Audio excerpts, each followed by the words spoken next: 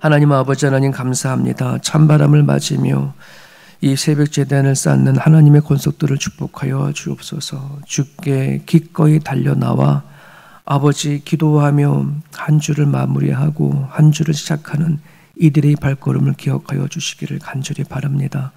아버지, 매주마다 드려지는 저들의 예배가 몸으로 드려지는 습관적인 예배되지 않기를 원합니다.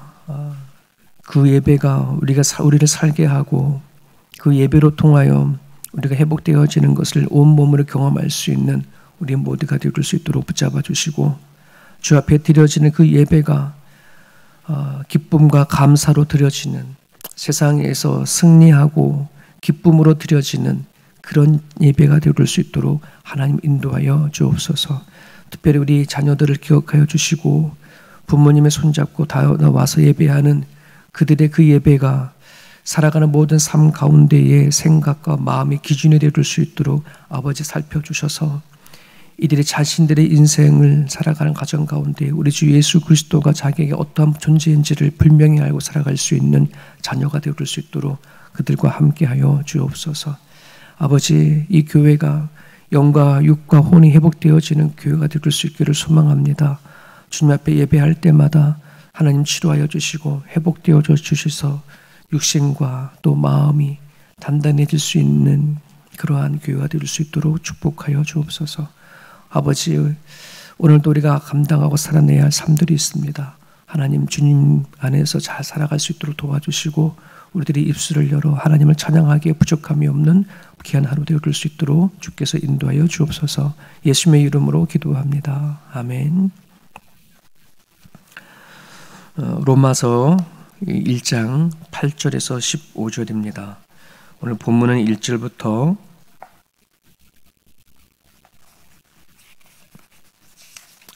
17절까지인데요.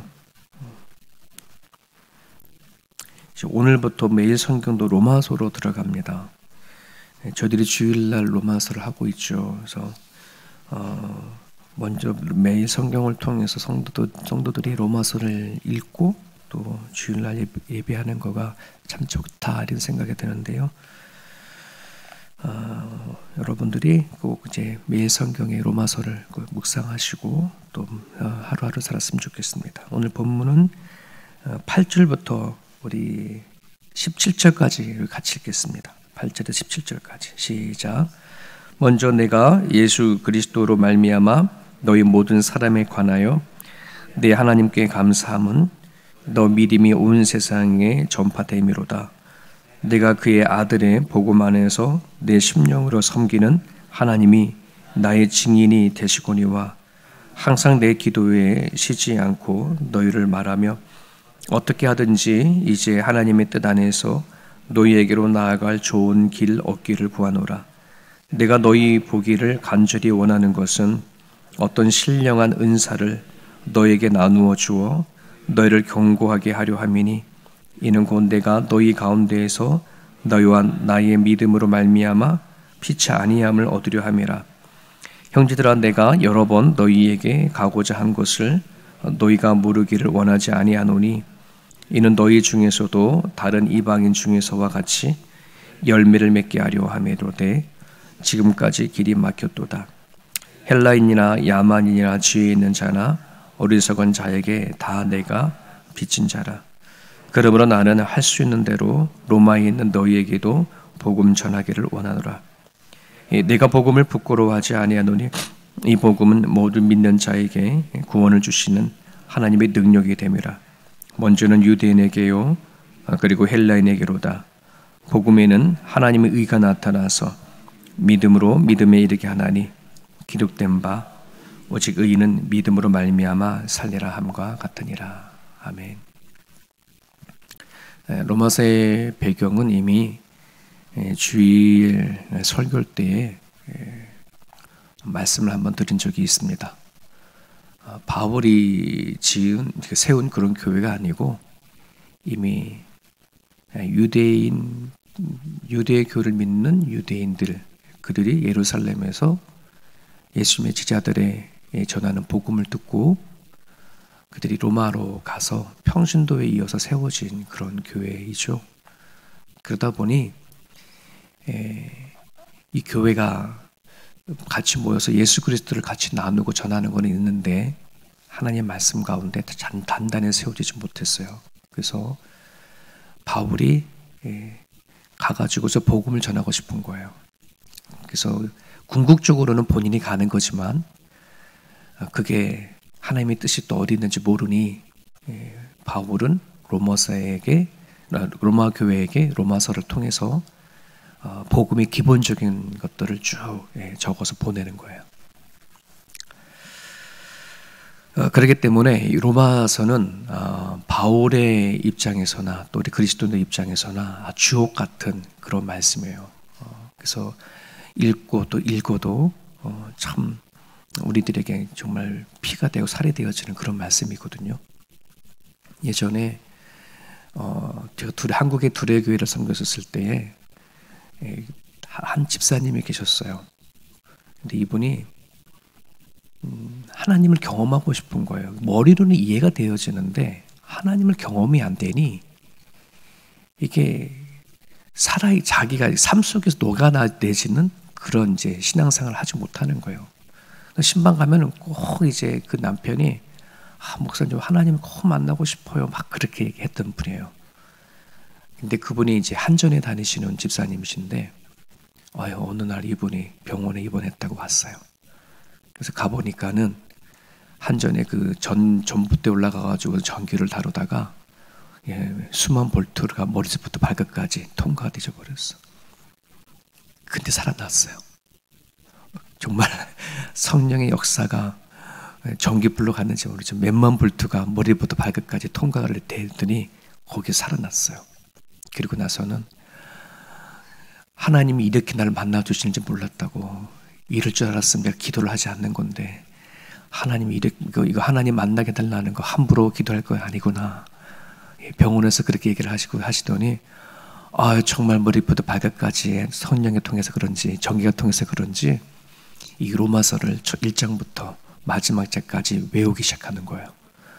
저절로 외운 게 아니고 너무나 그 은혜가 커가 살려주신 게 감사해서 병원에 있는 동안에 로마서를 다 외워버렸어요. 그래서 목사님 한번 들어보실래요? 그러니 저도 못하는 로마서 1장 1절부터 마지막 절까지 쫙 암송을 하는데 와, 이렇게 또 하나님 놀랍게 만나주시는 거구나 하는 생각이 들어요. 그래서 항상 로마서를 이렇게 대할 때마다 항상 그 집사님의 기억이 나요.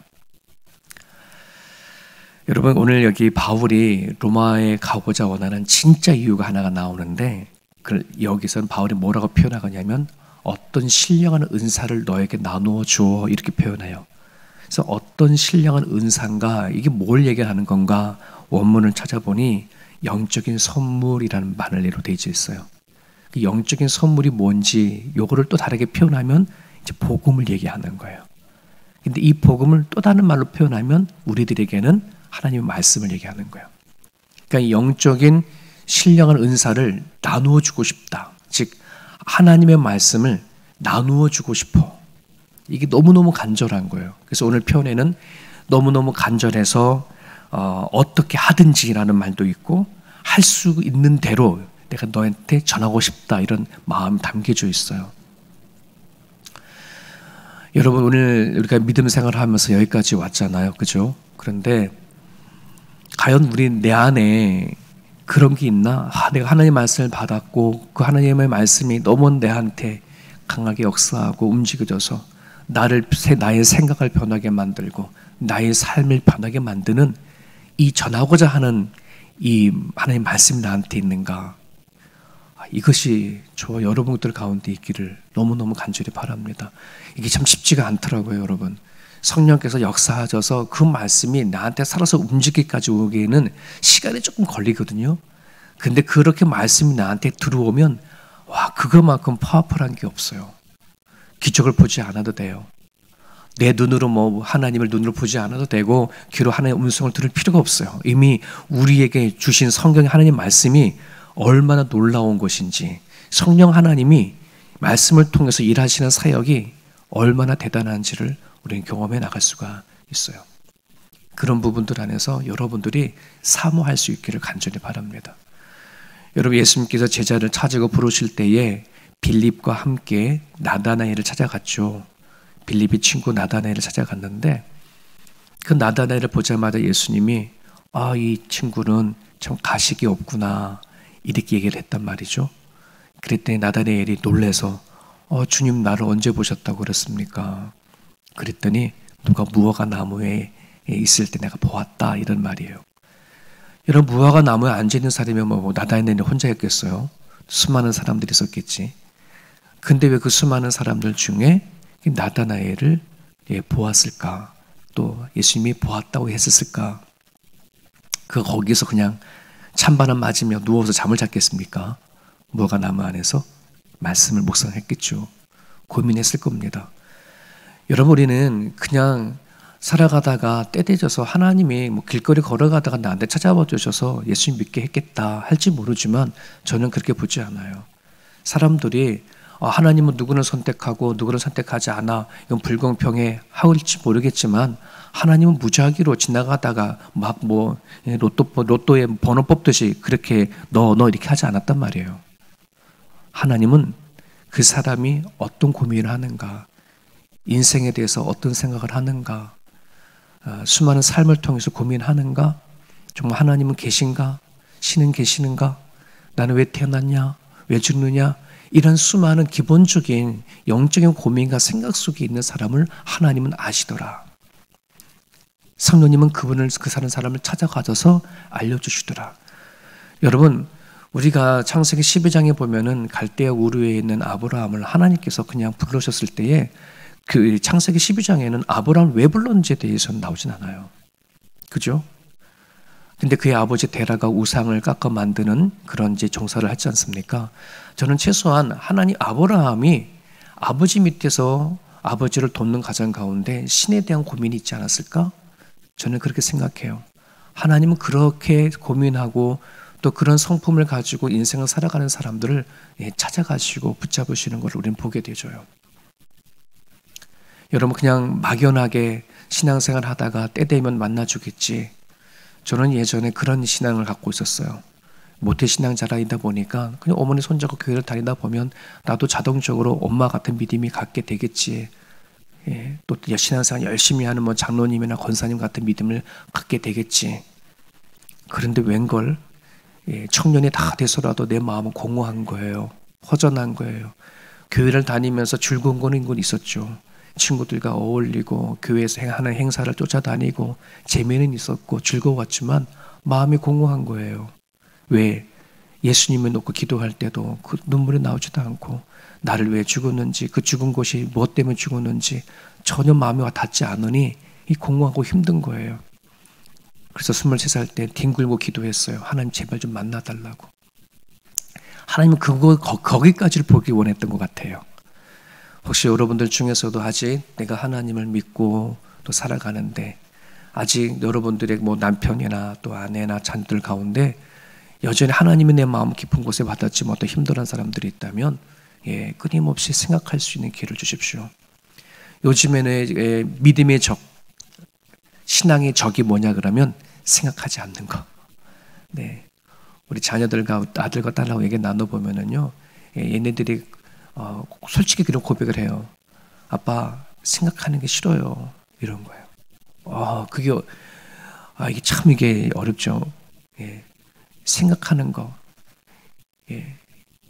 우리는 참 생각을 참 많이 하고 살았는데 요즘에는 워낙 어렸을 때부터 영상을 많이 보고 자라니 생각을 잘 하려 하잖아요. 생각하는 게 힘든 시대가 되어버렸어요. 오늘 말씀을 보게 되어지면 이렇게 말씀이 우리들 안에 들어오게 되어져 버리면 유익을 주는 것이 있다. 그래서 바울은 왜 그러면 그 하나님 복음을 전하고자 하느냐? 11절에 보면 경고하게 하기 위해서라고 얘기하고 있어요. 경고함, 고정시키는 거예요. 로마 교회 성도들이 교회는 세워졌지만 예수 그리스도가 누군지를 알지만 자신이 살아가는 삶 속에서 자꾸 흔들리는 거예요. 정말 하나님에 대한 것과 또 죽음 다음에 부활에 관한 것과 내가 오늘 예수를 믿고 살아가는 삶에 대한 것들이 자꾸 흔들려져 가는 것. 그래서 바울이 그들에게 경고하기 위해서, 고정시키기 위해서 하나님의 말씀을 내가 전달하고 싶어, 이런 얘기를 하는 겁니다. 여러분, 히브리서 우리가 5장을 보게 되어져 버리면 그런 말씀이 있죠. 너희들이 이제 오래 긴 세월 동안에 단단한 음식을 먹고 가르칠 만한 선생님이 되어질 법한데 왜 잘하지 못하냐? 왜 너는 아직도 그리스도 초보적으로 살아갈 수 있느냐라고 하는 그런 부분들 안에서 의의 말씀을 경험하지 못해서 그렇다라고 얘기하고 있어요. 하나님의 말씀을 여러분들이 매일같이 묵상하고 고민하고 받아들이는 것, 이 훈련이 나로 하여금 하나님에 대해서 경고케 해나가는 그 힘이 된다는 사실을 여러분이 기억을 할 수 있기를 간절히 바랍니다. 신앙을 견고하게 세우는 기둥이 바로 하나님의 말씀입니다. 그래서 여러분들이 매일 성경을 묵상하거든 하거나 또는 여러분들이 따로 성경을 읽든 그 말씀 속에서 묵상하고 깨닫는 바들이 있다면 그거를 여러분들이 그냥 스쳐 지나가지 마시고 기록해 두시고, 그리고 내가 이거를 한 주 동안 한번 묵상해야 되겠다, 여러분은 그렇게 내 거로 만들어야 되겠다라는 생각을 가지고 말씀 읽어보십시오. 성경은 말씀은 많으나 나의 말씀을 갖고 있는 사람들 많지가 않거든요. 나로 하여금 나를 변화시킨 것이 무엇이 있을까? 어떤 말씀 때문에 내가 변했을까? 어떤 말씀을 내가 붙잡고 살아갈까? 어떤 말씀이 위해서 내가 지금 힘을 얻는가 하는 나의 말씀을 여러분들이 매주마다 찾아보시고 또 그것을 찾고 기도할 수 있었으면 좋겠습니다. 이 경고함이 되게 중요해요. 그 다음에 12절에 보게 되어지면 안위함이라고 되어 있어요. 위로한다라는 뜻이에요. 안위하는 거. 여러분, 그 로마의 교회의 성도들이 같이 예수를 믿는 거는 똑같아요. 다 같이 모여서 예수를 믿지만은 그 예수를 믿는 그 로마의 교회의 공동체가 약해져 가는 이유가 뭐냐면 하나님의 말씀에 쉐어링이 없기 때문에 그래요. 인간적인 위로는 있겠죠. 인간적으로 권면이 있을지 몰라도 하나님의 말씀을 갖고 서로 위로를 받는 그 말씀 쉐어링이 너무나 중요하다는 것을 오늘 본문에도 담겨져 있어요. 여러분, 우리 신앙의 공동체를 모이면 다 각자 다른 삶을 살면서 모여서 우리가 하나의 공동체로 나가잖아요. 그래서 자라오는 환경도 다르고 또 갖고 있는 모든 가진 것도 다르고 성향도 다르는 사람들이 섞여가지고 하나의 공동체를 만들어가는 데 있어서 이게 무엇으로 가능할까? 피 한 방울 섞이지 않은 남들이 모여가지고 하나님을 믿는데 무엇으로 같이 하나의 공동체로 세갈까? 이게 말씀이라는 거예요. 하나님의 말씀이 쉐어링이 일어나지 아니하게 되면 아무리 그 공동체가 숫자가 많다 하더라도 화려한 행사를 한다 하더라도 금세 바람이 흩어져 가는 것밖에 되지가 않아요. 우리가 그동안에 뭐 구역도 해보고 세일도 해보고 또 우리 마을 공동체도 하고 또 예전에 우리가 같이 맞는 취미 공동체로 해가지고 서로 맞는 취미를 하면서 같이 하고 그 핵심 모든 게 뭐냐, 몸부림이 뭐냐 그러면 말씀 쉐어링이었어요. 서로 간에 하나님 안에 도전을 받은 말씀을 나누고 그 사람이 힘들면 내가 이런 말씀을 위로받았고 힘을 얻었습니다 라고 하는 그것이 전달이 되어줘야 피차 위로가 돼요. 하나님 말씀이 빠진 위로는 그냥 인간적인 위로밖에 되지가 않아요. 근데 우리는 이 공동체 안에서 뭘 원하냐 그러면 하나님 말씀이 아닌 그냥 인간적인 위로를 원할 때가 되게 많아요. 그냥 나 위로해줘. 다 그냥 안 됐다고 해줘. 붙잡으려 이렇게 해주거든요. 그런데 본질적인 그게 아니에요. 우리의 인간의 위로는 그게 오래 가지 못해요. 하나님의 말씀이 담겨져 있는 위로. 그 사람이 듣든지 듣지 아니하든지 우리는 내가 만난 하나님을 이야기할 수 있고 전달되어져야 또 그들이 어려움이 있었을 때 하나님의 말씀을 붙잡는 그 동력이 되어집니다. 공동체는 서로 연결되어져 있는 끈과 같고 또 고리와 같고 또 삼겹줄과 같아요. 여러분, 우리가 민수기를 앞에 이제 로마서 하기 전에 민수기를 했잖아요. 그 민수기를 보게 되어지면 한 사람이 공동체에 어떤 영향을 끼치는가, 또 공동체가 그 한 사람에게 어떤 영향을 주는가에 대해서 아주 긴밀한 관계로 얘기를 하고 있습니다. 그죠? 공동체를 위해서 자기 자신이 희생하기도 하고 또 자기 자신 한 사람이 공동체에 너무나 많은 파급 효과를 주는 것을 우리 민수를 통해서 배웠던 것처럼 오늘 말씀을 듣는 저나 여러분들이나 내가 몸담고 살아가는 나는 죽고 예수로 살고자 하는 세운교회 내 한 사람이 영향력이 얼마나 큰 파급을 주는지 그걸 여러분들 깨달고 신앙생활 했으면 참 좋겠습니다. 그래서 가능하면 정말 내 말 한마디, 얼굴 표정 하나하나 정말 하나님 안에서 내가 받은 은혜를 공유하고 나눌 수 있는 그런 저와 여러분의 모습이 되면 좋겠습니다. 바울이 그것 때문에 피차 아니하기 위해서, 위로를 받기 위해서 복음을 전달하고 싶은 거예요. 마지막 하나가 더 있어요. 13절에 보면 열매를 맺게 하기 위해서 내가 가고 싶어 이런 말이에요. 하나님의 그 말씀이 들어가게 되면 뭐가 맺는다? 열매를 맺게 된다. 이 열매가 어떤 열매일까요? 우리들이 교회를 다니면서 우리가 믿음의 열매를 맺고 한다고 하잖아요. 그럼 열매가 어떤 걸 나타날까요? 라고 보면은 이 뒷부분 17절까지 보게 되어져 보면 복음에 빚진 마음으로 사는 것, 이걸 저는 열매를 맺었다라고 저는 생각하거든요. 복음에 빚진 자를 삶을 보게 되어지면 그 사람은 하나님의 능력으로, 즉 말씀을 하나님의 능력으로 붙잡고 살아가게 되어지고 인생을 살아갈 때 믿음으로 살려고 하는 몸부림을 치고 있는 사람들이 있어요. 그런 사람을 열매를 맺었구나, 말씀이 들어가서 그나마 구원의 열매를 맺었구나 이렇게 볼 수가 있어요. 여러분들은 어떻습니까? 매일매일 살아가는 것이 하나님이 나한테 능력이 됩니까? 내가 만난 하나님을 정말 내가 전하고자 원하는 그런 갈급함이 있고 내가 매일매일 믿음으로 살려고 몸부림치는 그 삶이 있습니까? 그렇다면 최소한 여러분들은 이 열매는 맺힌 거예요. 근데 그 열매가 잘 익어갔으면 좋겠습니다. 하나님이 받아서 드실 만큼의 그런 열매가 되는 거예요. 이것이 바로 열매 맺는 거. 하나님의 말씀이 들어가서 내 생각을 바뀌고 내 삶을 변화시키고 내 인격이 달라질 때에 반드시 하나님은 그 사람을 통해서 일하시고 드러난다는 사실을 저와 여러분들이 기억하셨으면 좋겠습니다.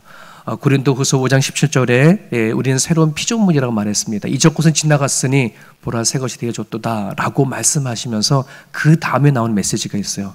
바로 너희들은 화목해 하는 직책을 내가 너한테 줬어. 그리고 화목해 하는 말씀을 내가 너한테 부탁할게, 이런 말씀을 줘요. 하나님은 우리를 통해서, 예수님을 통해서 화목하게 하셨어요. 하나님과 우리가 사이가 좋아졌단 말이에요. 그것을 느낀 사람들은 이제 그 마음을 가지고 나아가서 내가 가정이든 또는 내 일터든 공동체든 화목해 하는 그 일들을 감당하기를 원하고 그 일을 위해서 화목해 하는 말씀을 내가 부탁한다 하는 말씀이 있거든요. 저나 여러분들이나 하나님의 말씀을 다 받았잖아요. 오늘 이 말씀을 여러분들이 받으시고 받은 사람들만큼 여러분 살아간 삶 속에 여러분을 통해서 복음이 전달되어져 가고 화목해 하는 역사가 저와 여러분 가운데 있기를 간절히 바랍니다. 오늘 주신 말씀을 붙잡고 여러분들이 기도해 주실 때에 사람을 우리 믿음으로 세워가는 일들을 놓고 기도해 주시고 또 각자 저 세움교회 안에 성도들 한 사람 한 사람들이 믿음의 열매를 맺혀져 갈 수 있도록, 그리고 내가 만난 하나님의 말씀으로 서로 위로하고 안위할 수 있는 그 삶이 되어달라고 이 아침에 여러분들이 기도해 주셨으면 좋겠습니다. 자유롭게 기도하시고 돌아가시길 바랍니다.